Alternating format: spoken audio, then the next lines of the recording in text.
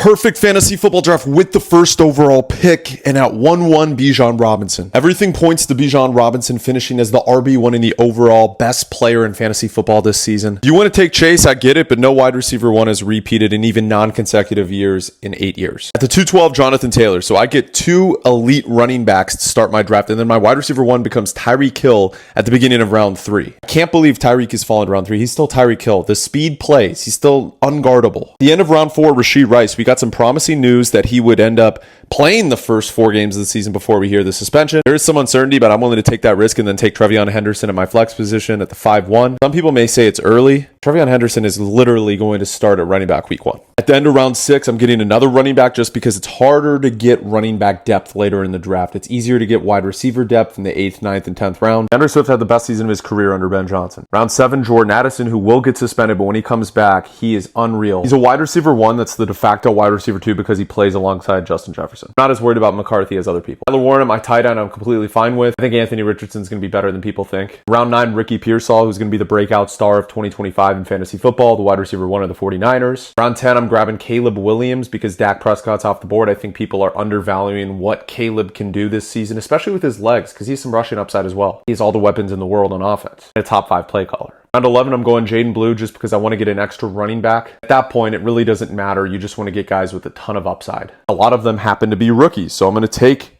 Luther Burden in round 12 like I typically do. Also provides me somewhat of a stack with Caleb Williams if Burden never starts. I finished the draft with the RB1 of the Commanders by midseason, Ja'Cory Cross-Merritt. Let me know what you guys in the comments. Follow for more fantasy football content like this.